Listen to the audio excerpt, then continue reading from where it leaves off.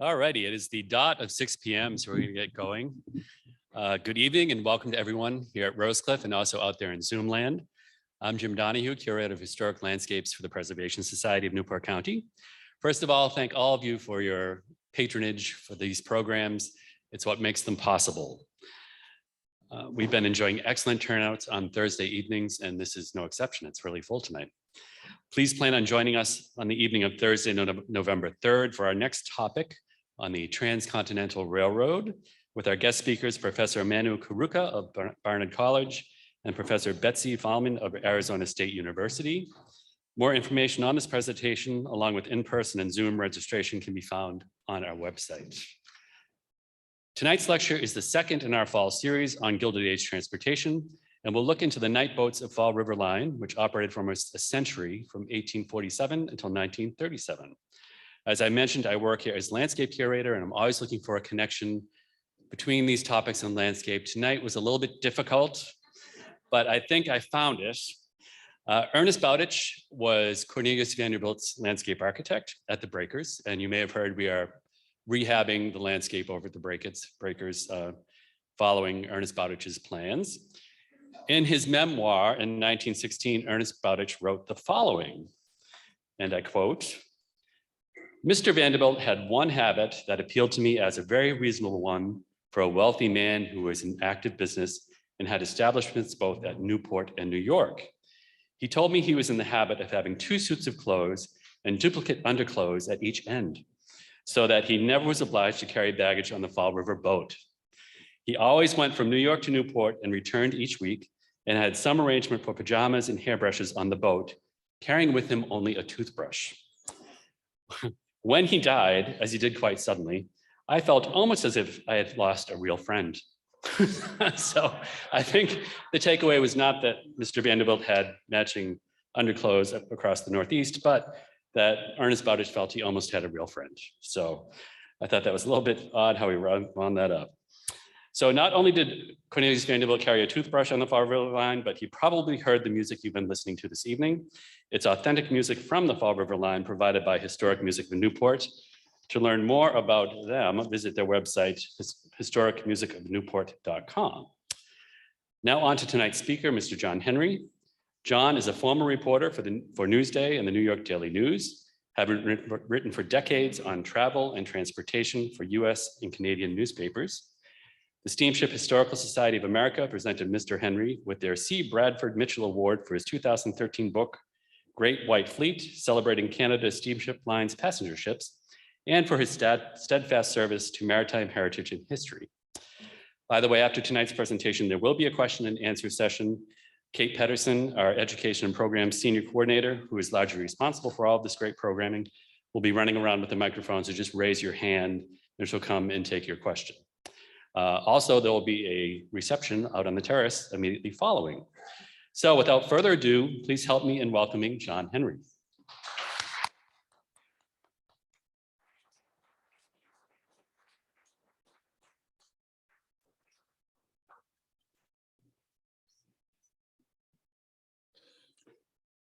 Well, good evening.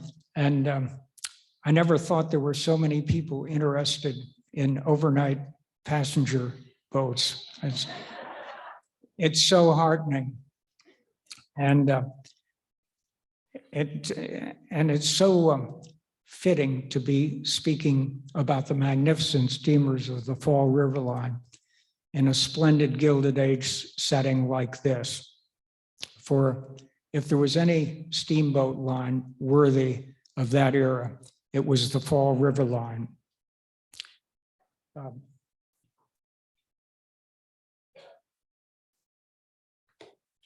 I probably wouldn't be speaking with you here tonight if I hadn't grown up in Buffalo, New York.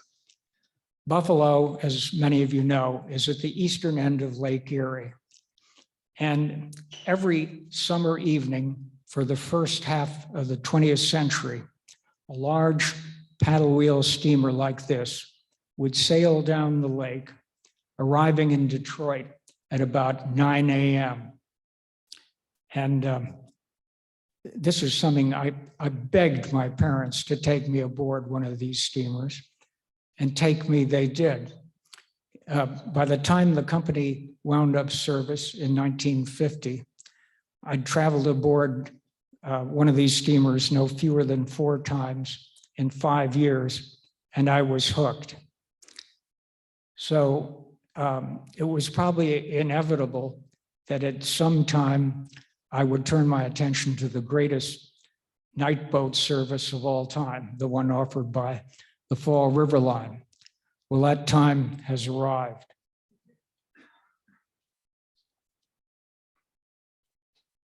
Just as a rapidly expanding class of super-rich industrialists in the post-Civil War era period was flaunting its newfound wealth by building veritable palaces like these on the land, the Fall River Line was building floating palaces to carry passengers, some of them the richest and most powerful people in the country, every night of the year between New York and Fall River, Massachusetts, with a single but very important stop in Newport.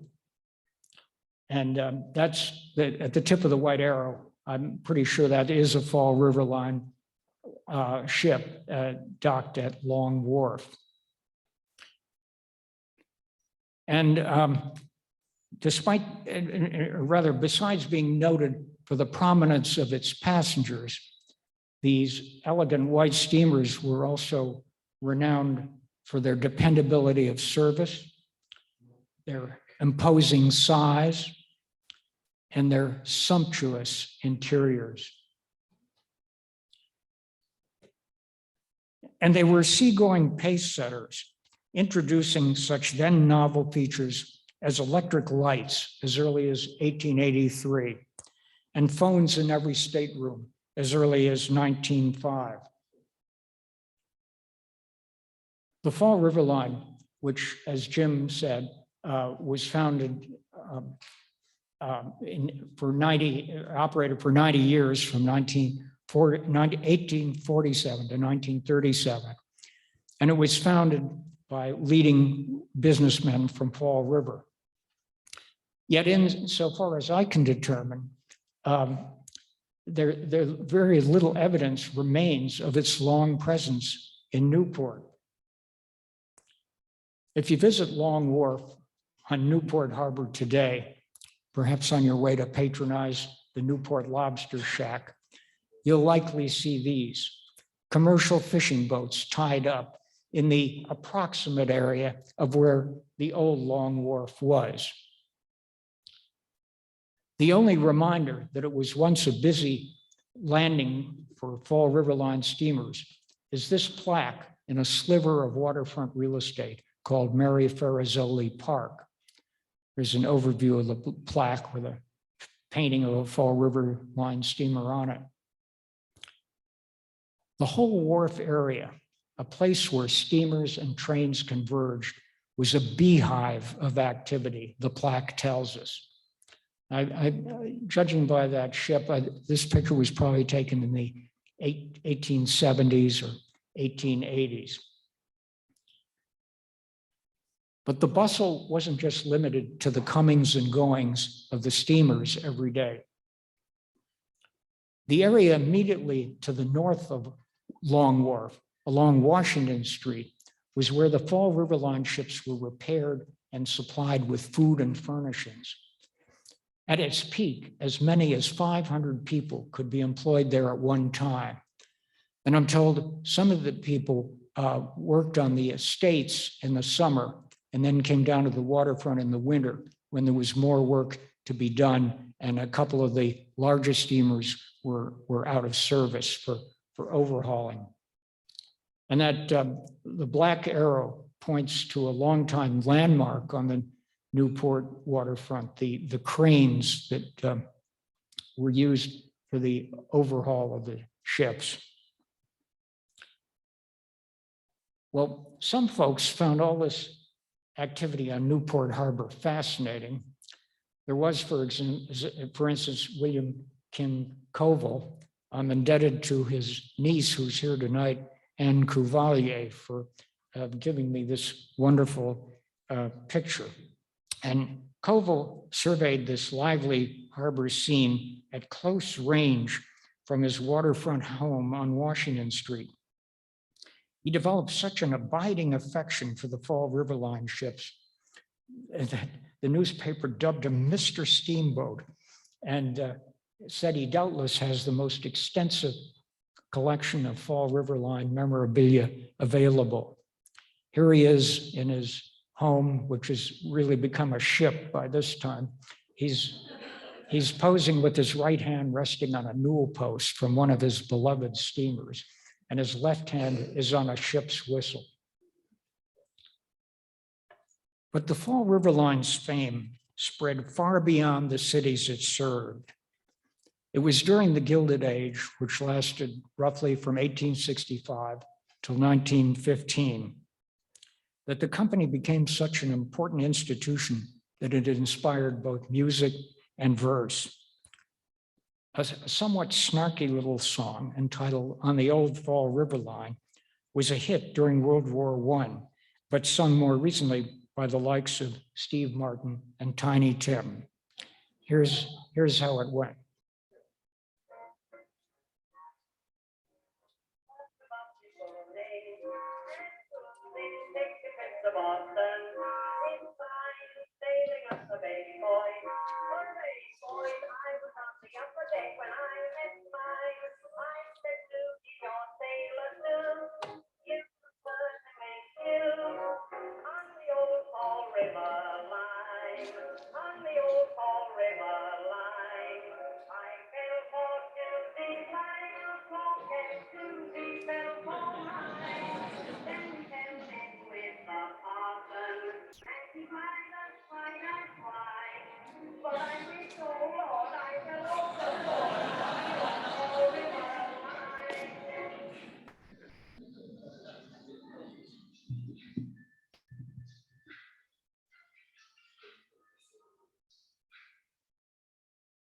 And Rudyard Kipling, who lived in America in the 1890s, wrote this stanza about the line that appears in the collection of poems titled "The Seven Seas." No more I'll see the trawlers drift below the Bass Rock ground, or watch the tall fall steamers' lights tear blazing up the sound. Kipling invoked a bit of poetic license to truncate the full name of the Fall River Line. The company had become so legendary that when it ceased operating, the New York Times declared that the Fall River Line is, quote, "an American story which should not be forgotten."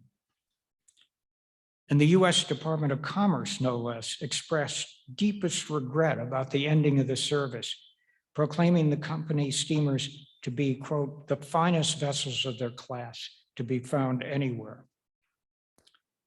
Eminent passengers on the Fall River Line ships included 6 American presidents, among them Ulysses S. Grant, the 2 Roosevelts, TR and FDR, and an assortment of luminaries such as Vanderbilts, Astors, and Belmonts, and John D. Rockefeller and J.P. Morgan.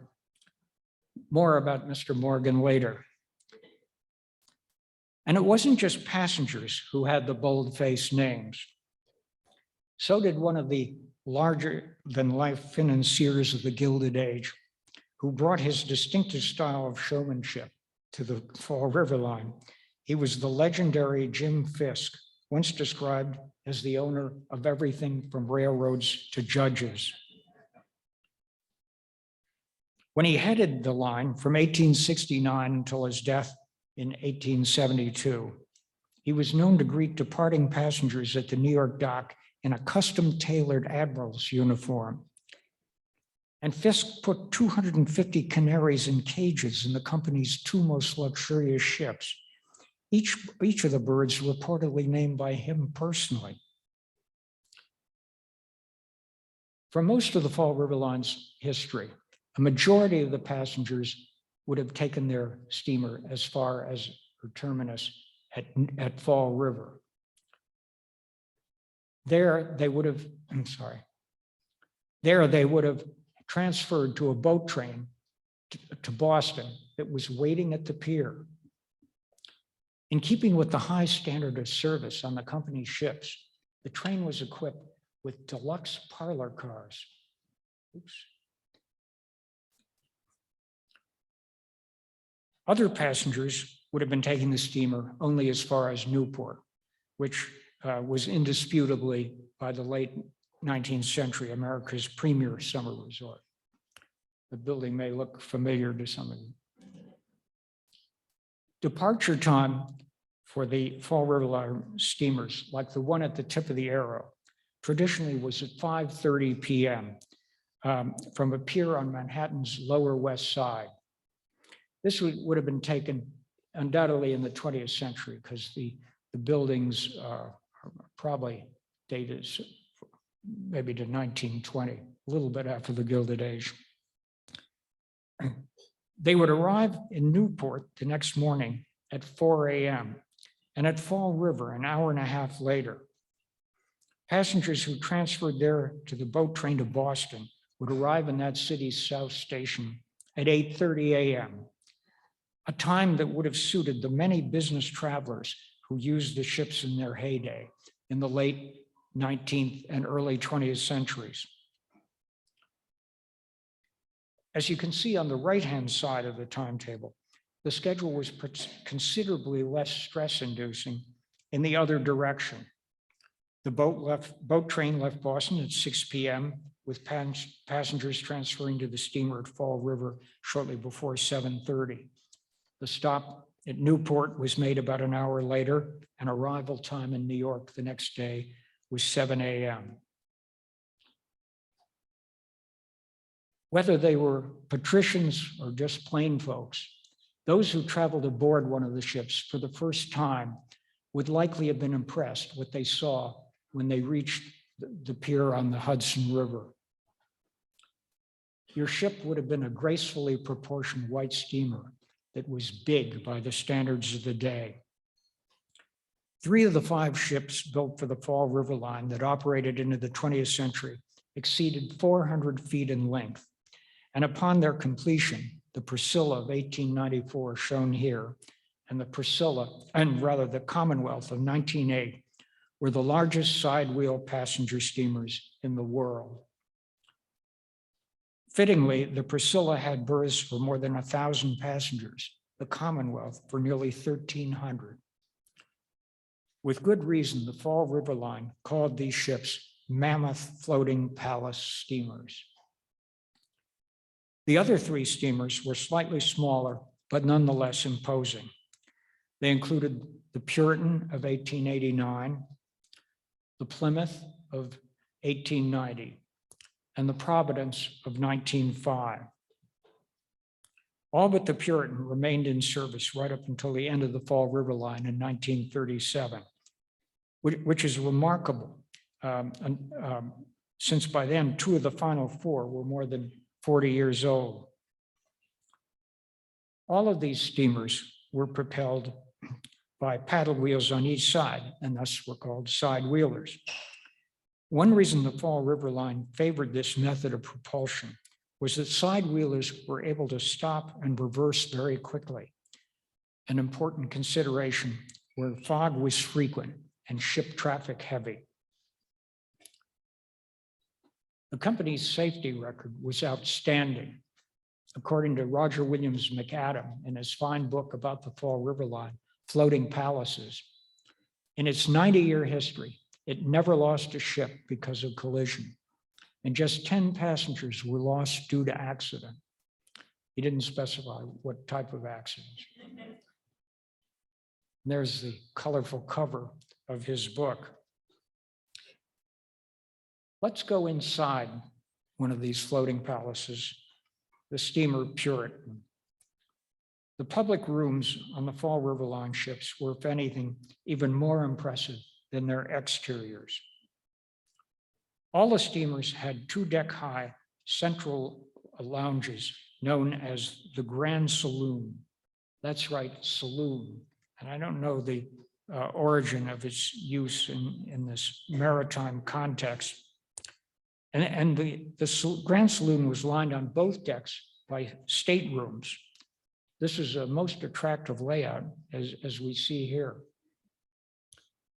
Once you boarded the Puritan, you soon would have noticed her ornate staircase leading to the mezzanine of her grand saloon, graced at the top by a portrait of John Endicott, a governor of the Massachusetts Bay Colony in the 17th century. You likely also would have admired the fine wrought iron railings and the Fall River Line's patented red and gold carpet design.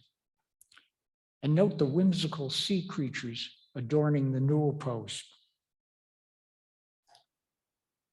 The Priscilla, built 5 years after the Puritan, had what is generally regarded as the best interior of the Fall River Line's last 4 boats. It represented the epitome of Victorian grandeur, and it's shown to good advantage in this picture of her grand saloon. There it is in its gilded glory. The mirror at the head of the staircase, I think, is a particularly fine touch. And it was here in the grand saloon that you might have lingered for a pre-sailing concert performed by a 4-piece orchestra. If in the course of acquainting yourself with the Priscilla, you probably would have discovered her writing room. And if you wrote a letter there, you could impress your friends by using stationery and envelopes imprinted with the Fall River Line name. The Priscilla and her sister ships also had a library, a newsstand, and a barber shop, like this one on the Providence, so that male passengers could look their best while walking down the gangplank toward their morning business meetings. And let's not forget the dining rooms. Here's the handsome mahogany trimmed dining room on the Priscilla, which is probably photographed in the 1920s, judging by how people are attired. But arguably the best dining room of them all was the Commonwealth's, which was decorated in classical Louis XVI style and had dome-like recesses containing indirect lighting fixtures.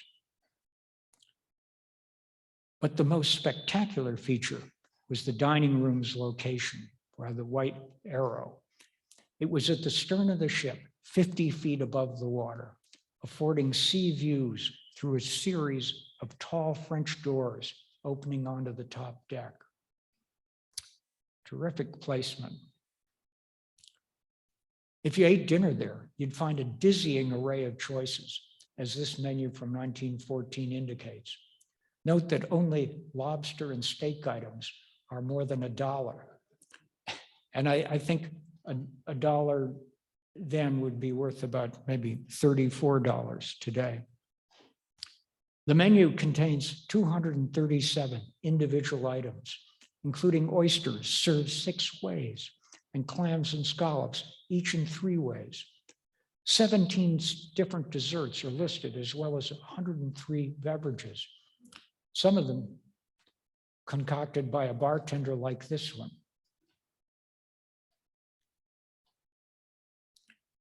Bartending was among several positions the Blacks filled on the Fall River Line.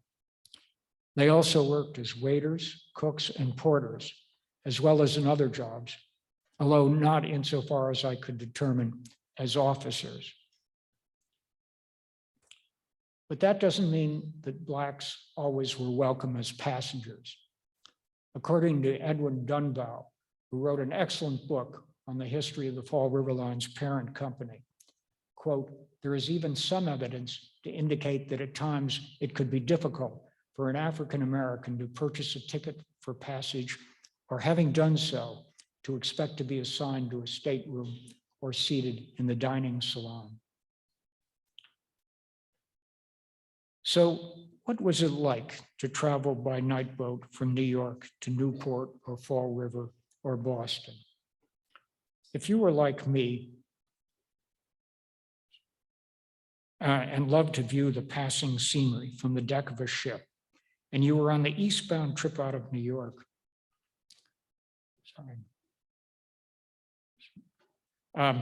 you would have waited until your steamer reached Long Island Sound, some 20 miles away before heading for dinner, which was served from 5:30 p.m. until 8:30. First came the departure from Pier 14, which is on the left, into the always busy Hudson River, into which your ship would venture ever so gingerly. There was just so much ship traffic in those days. Next came the thrill of rounding the Battery at the southern tip of Manhattan, considered one of the most dangerous parts of the route, because cutting across your steamer's bow would have been ferries plying between the Battery and Brooklyn and between the Battery and Staten and Governor's Islands. Then there would have been the excitement of navigating the East River, which is actually a narrow strait where currents can run as fast as 6 or 7 knots. Part of the excitement that year would have been the nearly completed Queensboro Bridge between Queens and Manhattan. And the year, I think, would have been 1909. Here, your steamer would have dodged still more ferries with homebound commuters and tugs shuttling barges laden with freight cars between rail yards in the Bronx, New Jersey, once a huge part of the port's activity. Rather unwieldy looking craft these are. And after passing Throgs Neck in Queens, the steamer would have put the East River behind her and picked up speed as she entered the open waters of Long Island Sound. Once you had finished dinner and perhaps taken in an evening concert or gone outside for a stroll on deck, you might have been ready for bed. That's probably when the glamour of traveling aboard a magnificently appointed Fall River Line steamer would have ended abruptly for most passengers. Here's how the writer Edwin Dunbow describes what the great majority of passengers would have found when they retired for the night on the Priscilla. Your stateroom is not really small, it is Spartan. Priscilla does have 14 staterooms large enough to accommodate comfortable double beds like the one shown here, if you want to pay as much as $5 for one. All the other more than 300 staterooms, including yours, are tiny. The lower berth is a narrow 33 inches wide, while the upper berth is even narrower. He writes that an attractively decorated chamber pot peeks discreetly from under the lower berth. But if you need to use a bathroom with toilets in the middle of the night, you might have to wander a considerable distance. Aboard the palatial Priscilla, there is only one large public room for men and another for women, both located amidships. And get this, only the more expensive staterooms have windows. That's because to accommodate more than 300 staterooms, more than half of them have to be inside rooms like the ones you see here leading out onto both levels of the Grand Saloon. Aboard the Priscilla, there are 2 rows of staterooms along each side of the vessel on both passenger decks, and sometimes as many as 4 rows in the wider section of the steamer amidships. For instance, the Commonwealth was half the length of the largest American passenger liner of all time, the SS United States. Oops. And yet the Commonwealth was only 7 feet narrower. Her extraordinary breadth enabled her to have so many inside staterooms. If you did fall asleep in your cramped quarters, your rest might well have been interrupted by the swells of the Atlantic. Once eastbound steamers had cleared the body of water off Fisher's Island, known as the Race, they would often roll noticeably as they entered the only part of the route through the open Atlantic. That segment lasted for about an hour and a half along the Rhode Island coast between Watch Hill and Point Judith. At Point Judith, your ship would turn northward to sail into the more sheltered waters of Narragansett Bay or for Newport and Fall River. The waters off Point Judith shown here aren't for sissies. It's sometimes been called the Cape Hatteras of the North. Here's what the mighty Commonwealth looked like in heavy seas off the point. In October 1925, she mangled her portside paddle wheel, which caused her to lose power. She rode out the storm through the night before being towed into Newport for repairs the next morning. And here's what the Providence looked like after a wild night off Point Judith in January 1936. Even though her port side was heavily damaged, her skipper managed to land her passengers at the pier in Manhattan and then take her across the river for repairs in Hoboken. Well, fortunately, on the overwhelming majority of voyages, steamers sailed uneventfully to their destinations. Still, it might have been hard to get a good night's sleep if you had to disembark from a steamer at Newport around 4 a.m.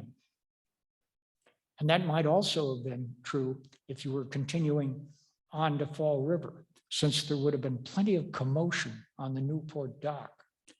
Edwin Dunbar tells us the deckhands would shout orders to dock workers, and freight and passenger gangways would rumble aboard the ship, and freight would be unloaded. Once the steamer departed Newport, you could get an hour or so more of sleep as she headed for Fall River. Arrival time was scheduled for 5:30, 15 minutes before the departure of the first boat train for Boston. The official boat train, however, wouldn't depart for another hour and 40 minutes later, which allowed Boston-bound passengers sufficient time to have full breakfast on the steamer. But sleep deprivation probably wasn't the foremost concern for some passengers bound for Newport. A friend of mine whose father would take the Fall River Line on his way to attend St. George's School in Middletown in the 1920s remembers his dad telling him that it was the fun they had all night that made the steamer trip so attractive. Sleep wasn't a problem. Of course, people traveling between New York and Boston could have made the entire journey by train. But rail travel had its disadvantages.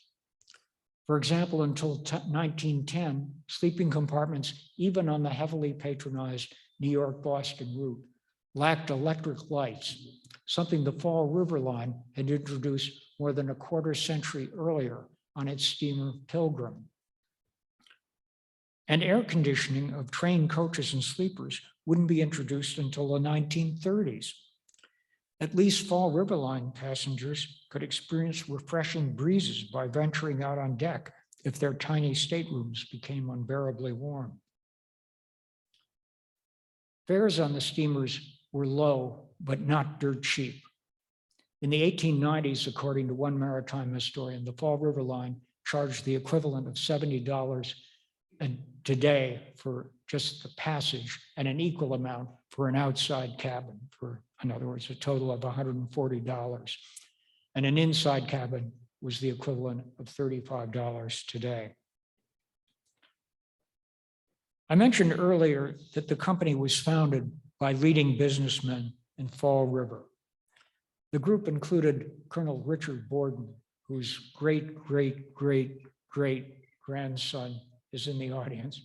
And Colonel Borden recognized that once the railroad line between Boston and Fall River was completed in 1846, a profitable train to steamship link between Boston and New York City could be established that would serve not only passengers, but Fall River's booming textile mills. It had so many mills, 123 at one point, that its nickname was Spindle City.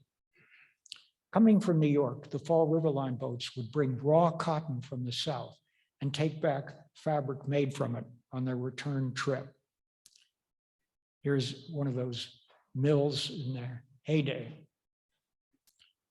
And this explains why as much as half the line's revenues reportedly came from freight, and helps to explain why the passenger boats operated year-round, even though passenger traffic would decline markedly from its summertime peak.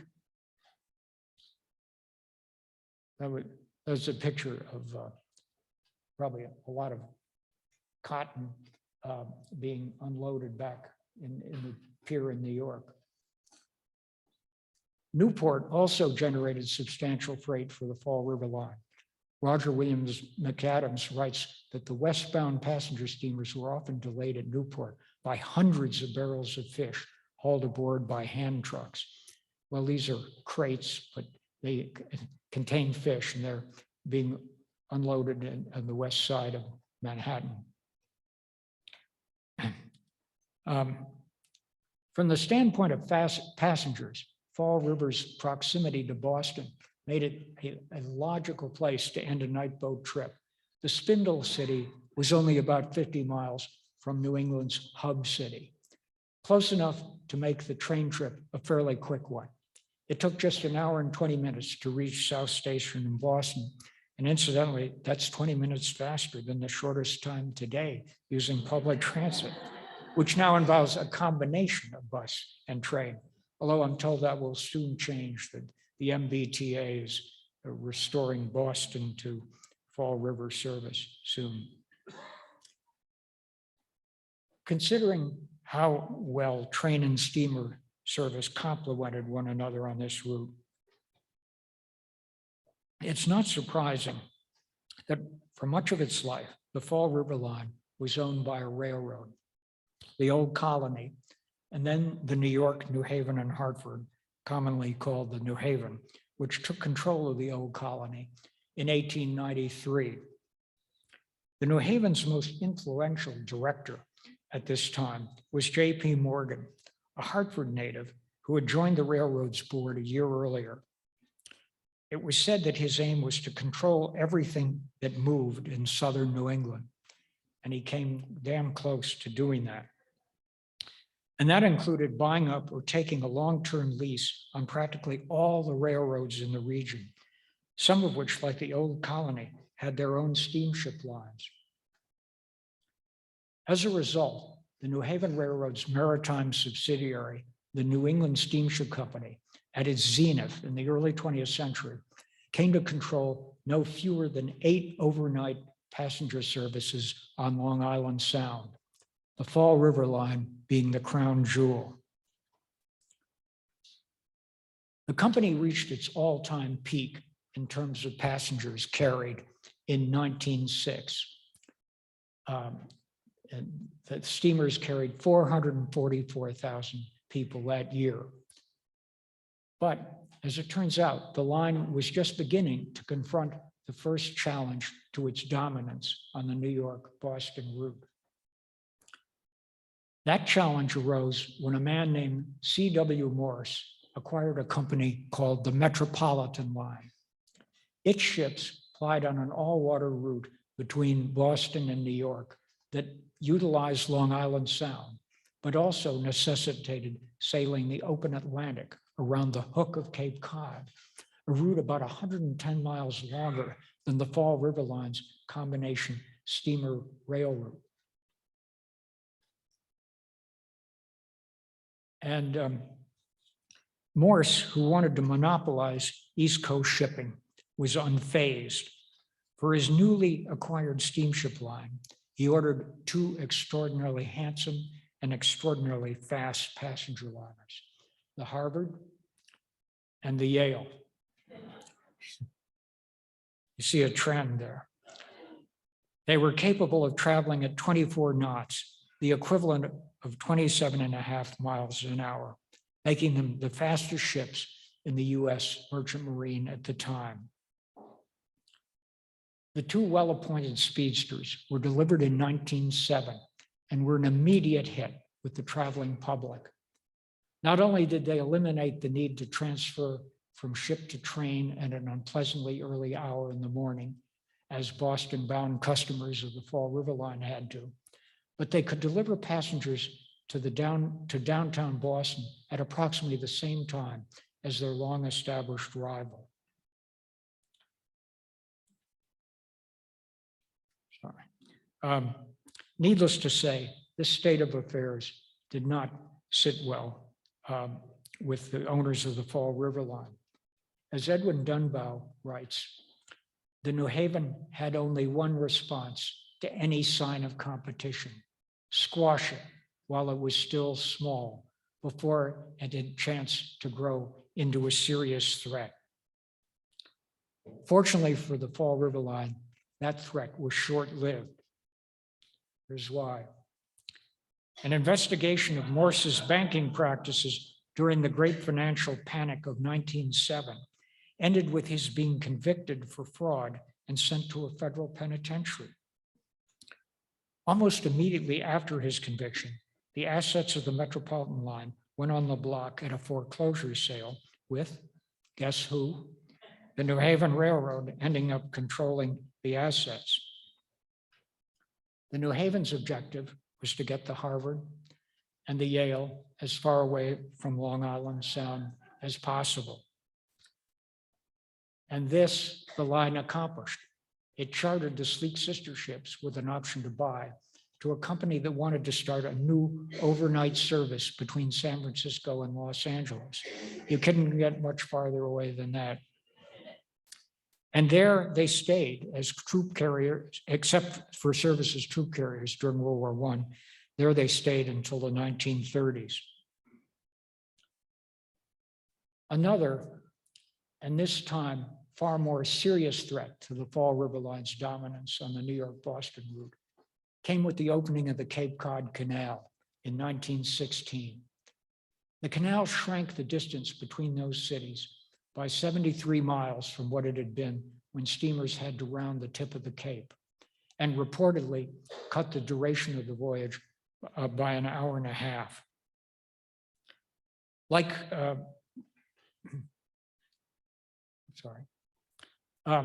And like Morse's night boats, the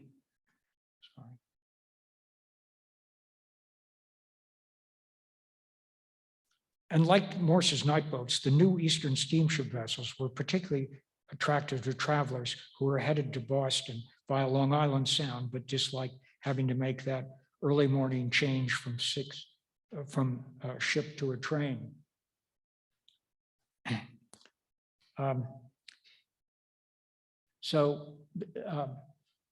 What happened was that after the Metropolitan Line fell apart, a company called Eastern Steamship Lines took its place, built kind of on the shell of its predecessor company. And for a while, Eastern didn't prove much of a formidable competitor because its two best ships were requisitioned by the government during World War I, and two smaller ships entered service, but they were really unsatisfactory.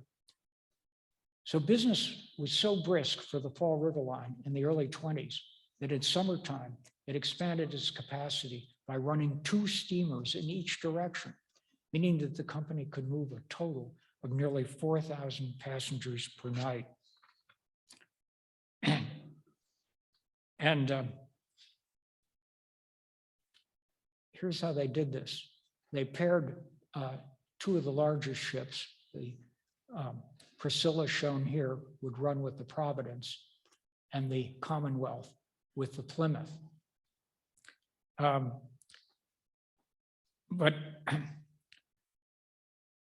the exceptionally good times for the line would end in 1924.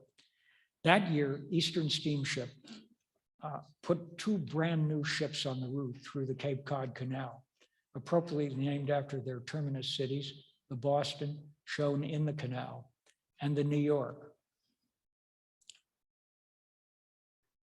This is New York. They were radically different in appearance from the conservatively designed Fall River liners. Though the new steamers were slower than Morse's speedsters, they could still arrive in Boston as fast as passengers on the Fall River Line's combination steamer-train route. And not surprisingly, Eastern promoted its services with ads like this, all the way by water between Boston and New York via the Cape Cod Canal. You'd be forgiven if you inferred from the disingenuous wording on this Fall River Line brochure that its steamers also went all the way to Boston by water. But of course, they didn't go east of Fall River. So why didn't they? The reason is that if the Fall River Line had used the canal on a regular basis, it would have meant omitting Newport as a stop and foregoing the freight traffic that the Fall River mills generated and depriving the New Haven's boat train of revenue. Well, getting back to Eastern Steamship's new pair of steamers, their interiors lack the plush Victorian and Edwardian era elegance of the Fall River Line steamers. Compare this picture of the rather plain dining room on the Boston with the Commonwealth. Well, there really is no comparison. But they offered amenities that the older Fall River Line ships didn't. On the new vessels, passengers could enjoy dancing on the top deck to a band playing popular music until around midnight. There was no dancing at all on the staid Fall River Line. The entry of the two new steamers into the New York-Boston market in 1924 immediately impacted the Fall River Line. The number of passengers carried that year aboard its steamers dropped by more than 13% from the 347,000 carried in 1923, and it never reached that level again during the 1920s. But as big a blow as the debut of these two steamers was to the Fall River Line, that didn't stop the company, in the best seafaring tradition, from sending its ships to the aid of the Boston, even though she was owned by the company's arch rival, Eastern Steamship. The Boston, then in her very first season, 1924, was in grave danger of sinking off the Rhode Island coast. The ship had been rammed on her port side shortly before midnight by a tanker and had lost all her power. 640 passengers had to be evacuated. All four Fall River liners rushed to help. The Priscilla and the Providence, the closest to the Boston, picked up her passengers. Then, in what has been called possibly the most daring rescue in the history of sound passenger liners, the captain of the Commonwealth, the vessel with the upright stacks in the background, at considerable risk to his ship, lashed her to the side of the Boston and proceeded to tow her ever so cautiously to Newport, less than 10 miles away. The short voyage went off without a hitch, and the Boston, after being out of service for repairs for about a month, returned to her regular route. The Fall River Line did take steps to make its final four steamers more competitive. Public rooms were redecorated in a more contemporary style, with attractive overstuffed sofas, comfortable armchairs, and ceramic reading lamps with silk shades, as seen here on the Commonwealth, whose grand saloon really looks like a room you'd find in a private club. By 1932, the ships even got dance floors and dance bands. But the Fall River Line's response to its leading competitor was a case of too little, too late. By 1937, the company had been running a deficit for 10 years. The outlook for the economy was gloomy, as gloomy as this atmospheric photograph of Pier 14 taken during the Great Depression, which had hammered passenger loadings. Moreover, the company was losing business not only to Eastern Steamship, but to ever-growing numbers of cars and trucks that were depriving all steamship lines of passenger and freight. And anyway, there was less freight for the Fall River Line to carry. Since many of the textile mills in Fall River had closed, textile manufacturing was moving to the lower wage South. It didn't help that the owner of the Fall River Line, the New Haven Railroad, a blue chip investment when Morgan sat on the board, had entered bankruptcy in 1935 and was undergoing a court-ordered supervised reorganization. That meant that New Haven could ill afford to maintain the company's aging steamers in the condition they deserved. And the final straw for the company was a sit-down, for the Fall River Line, was a sit-down strike by seamen aboard its steamers in the summer of 1937. The company soon announced it was suspending service and subsequently received permission from the bankruptcy court to permanently abandon service immediately. When the service ended, it reportedly cost about 500 crewmen and portside workers their jobs. And with the line's demise came the immediate closure of the parent New England Steamship Company's ship repair and provisioning facilities along Washington Street in Newport, where so many had once worked. In the ultimate indignity, the line's stately white steamers, those mammoth floating palaces, soon were towed to a scrapyard in Baltimore. That's the Plymouth leaving Newport for the last time.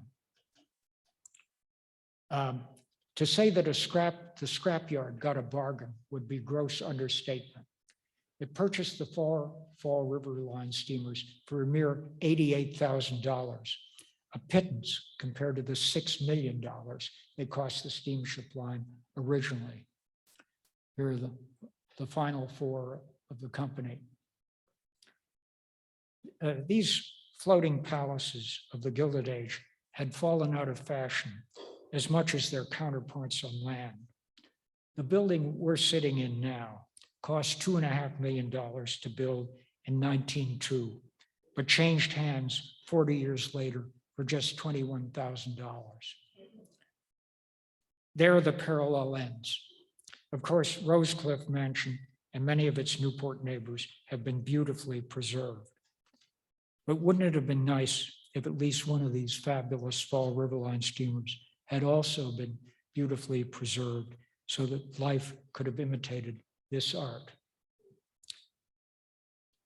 Thank you. And before I entertain questions, I'd like to cite the following individuals and institutions that were invaluable to me in preparing this talk.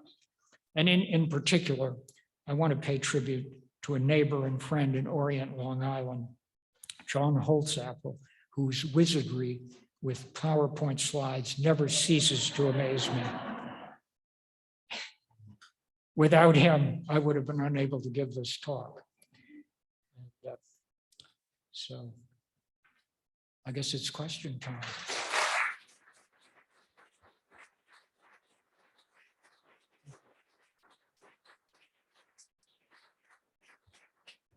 So we're not able to take questions via Zoom, but anyone in the audience, if you have any questions, Kate will come by with the microphone and shoot away. Raise your hand. Maybe I don't need it. Were they powered by coal and Yeah. coal, and did they have to read coal? They were powered by coal, and I don't know how often they needed to be refueled. And their competitor, Eastern Steamship, they were oil fired. And I think that was undoubtedly a disadvantage to the Fall River Line, that it couldn't offer the cleaner burning fuel. Yes, sir. Why in your slides the boat's movement of that line? You're very observant. I like the Union Jack, but I'm surprised I didn't notice it. Do you remember the context? In any of your slides, the Union Jack is on a staff on the bow. It's only supposed to be used when the boat's at a dock or on a mooring, not when it's underway. Well, I can tell you, they never got away from these waters. And they weren't headed for the UK, but Okay. unlike some of their some of the Union East. Jack is the field of stars, just the stars on the bow from the American flag. It's called the Union Jack, Sunday flag, holidays Oh, and I see. Sundays. But they flew it, in your slides, there are illustrations and they're flying it while they're underway. Thank you. Yes. I'll come around with the microphone so our friends on Zoom can hear us. Thank you. I'll actually add, as a captain of a ship, sometimes we just fly flags because we like them and we just want to look impressive. Honestly. And also, I'm from Erie, Pennsylvania, my girlfriend and I, so pretty close to Buffalo. So my question is, what was the crew complement on these ships in terms of, captain, officers, deckhands? On the two larger ships, it was about 250 crew members. I don't know about the smaller ones. Any more questions? Two boats that went over to San Francisco, Yes. did they go to the scrapyard too? Are any of them maintained? No, one of them foundered off the California coast in 1931, leaving a sole ship running an overnight service. And it really didn't work out that well without a running mate.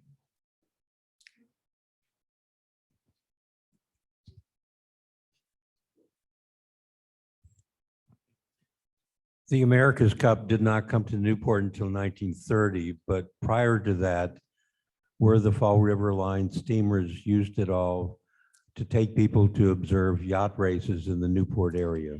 Thank you. They were, and I have a picture of the Commonwealth at the 1934 America's Cup race.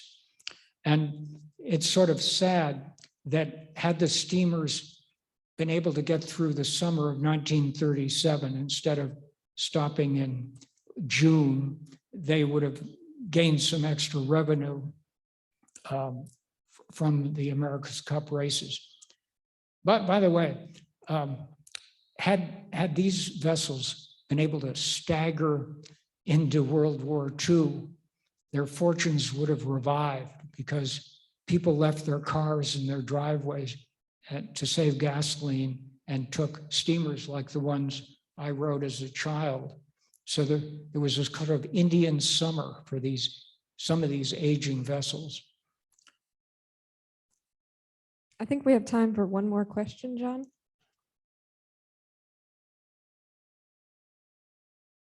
Did Vanderbilt have a extra large stateroom aboard the ship? I imagine so. That's a good question, but I don't know the answer. Although I'm sure he also would have come by as a yacht. Maybe some of his relatives would have come on the boats. I'm afraid I've turned just to this side of the audience, but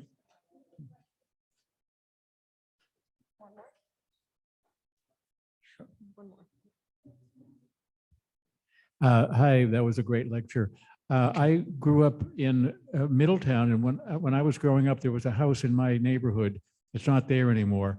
And the owners claimed that the interior of their house, the paneling, the wood paneling, was taken from one of the Fall River Line ships. Do you know anything about that? I don't. But I thought William King Colville got everything, but apparently he didn't. That's interesting. Yeah, that was a house on Tuckerman Avenue that was torn down a few years ago.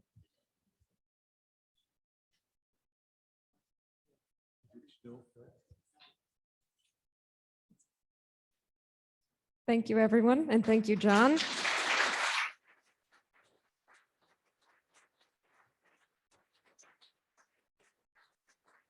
You can head out to the terrace for a reception.